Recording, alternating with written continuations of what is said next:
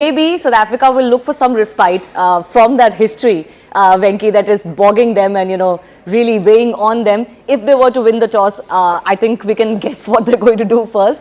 But, from that 1999 contest, for example, it is part of World Cup folklore.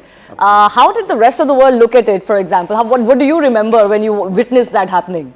Well, talking about the history, look, in '87, if I have to go back to '87 when Javed hit a six of Chetan Sharma, the last ball six, they needed 3-4 runs or something like that and hit a six, and that stayed in every Indian minds for a long time. Exactly, not just the players. You're absolutely not just the players.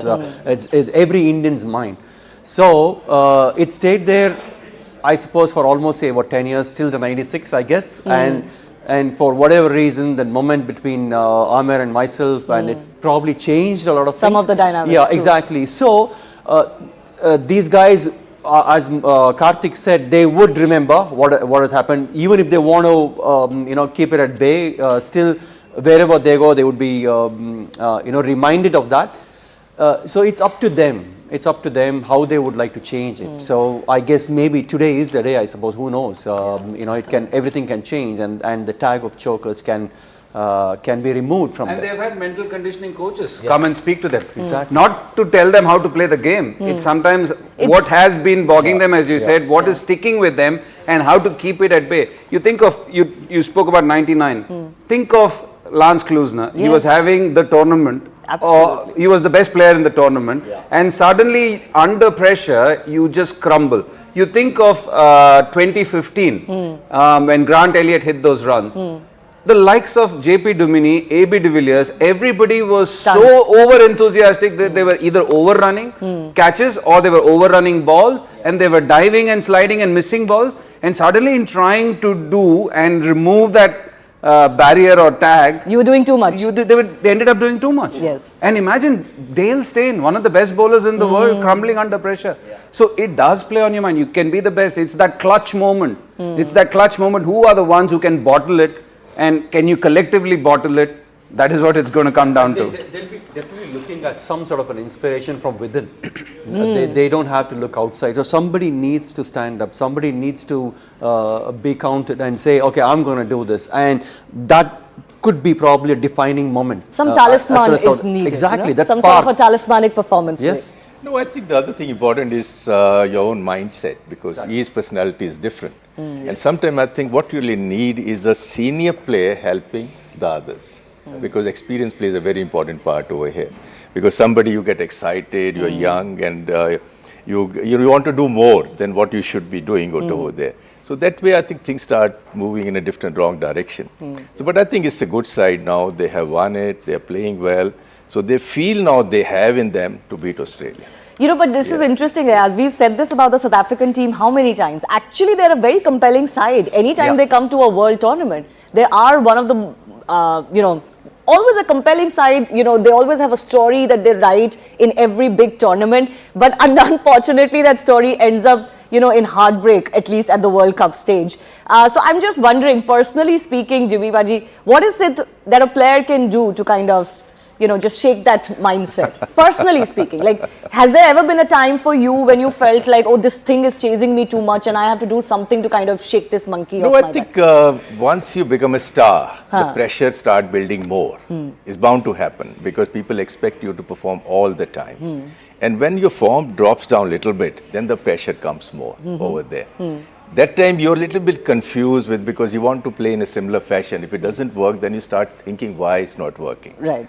So then you start making more mistakes, both as a bowler, as a batsman, as a fielder as well, because you're trying too hard to put things together. So idea is to, as I said, party, relax, don't think too much about the game. Overthink it, absolutely. And the previous night, and sleep well. Even if you don't sleep well, it's okay. Honestly. But once you cross the line, boundary line, then your commitment should be more than 100%. And idea is to perform, and consistency is the key of great players. Words of wisdom from a man who won a World Cup. Yes, so, absolutely. it's so easy.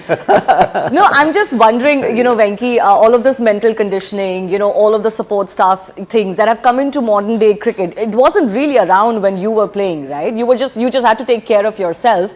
And sometimes, I was about to say that. I think for all of us. Yeah, Even for exactly. me, even till the time I finished, we only had a physio and a trainer, that's it. And a coach. Not the specialized coaches which you have now. Yeah. Maybe Venki was there as a bowling coach. He knew nothing about spin, but he was there. So he could bowl spin with his left. Not here. I'm just pulling his leg. I will remember this perhaps, you know, and tell us whether it's true. I was speaking to Dilip Vengsarkar recently somewhere in Mumbai, and he says when he got hit in the 1983 World Cup by Malcolm Marshall, he had to go and stay with a friend to recover. There was no there was no you didn't have 40 facility to members, take care support of you, staff. isn't it? No, we didn't have. Actually, we didn't have physio, we didn't have trainer. It's good in a way. It was good. Simpler times. Simpler times. And now you look at the national anthem, it feels the squad of 15 and there's a squad of 25 outside. So you see, nothing like when I made my debut, they were nothing. They knew we never used to train. Nothing. Go in whites and blazer, take some catches. And then yesterday you were telling us the story when you said every test match there was a different manager.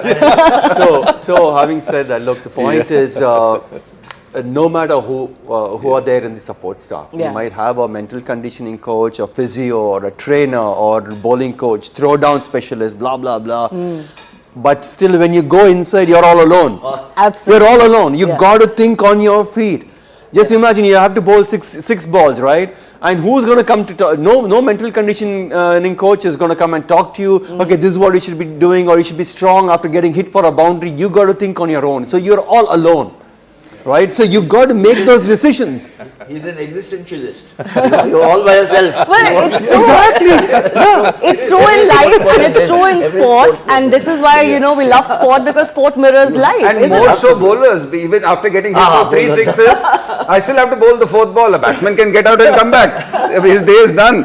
But I can be hit for 4 sixes by Gale, 5th and 6th, Venki Bhai or the Jimmy Pal is not going to bowl. So more so you have to make those decisions and still you're surrounded by people. No, but this is where at least cricket is different, where it's a team sport, right? You do have your captain or somebody else come up to you maybe during your run-up and talk to you. You know, this reminds me again of that Klusner and Alan Donald moment where maybe they should have taken a little bit of time to talk to each other and calm each other down. They needed 1 in 4 balls. 1 in 4 balls and then 1 again in 3 balls after a dot ball. And, you know, this is where batsmen also have this luxury of they can talk to the non-striker or either ways, right? They can just go through each other and calm them down. And these dynamics also matter on the field. No, Shivani, cricket is an individual game. It becomes a team game when everybody performs. Yeah. Right. Because if you're a bowler, even a captain comes to you or a senior player, okay, do this. But once you're going to deliver, you forget everything. Yeah, it's you. Because what you see a batsman over there. And if you're a batter, you only see a bowler. True. You don't think anything at that time. So your mind is the biggest computer. He tells you what to do, what not to do at that time. Nobody can help you. You fight your own battle. As you were telling us a story of Wasim Akram, apni ladai khud lad.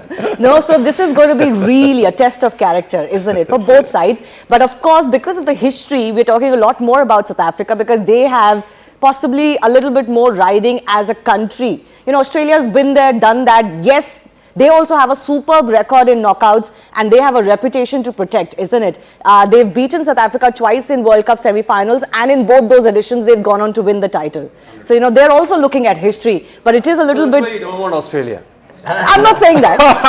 I'm not saying I'm that. supporting South Africa. So he's wearing his green wristband. I'm going to come to our favorites for this one and we can express ourselves a little bit more freely because there is no India in contention.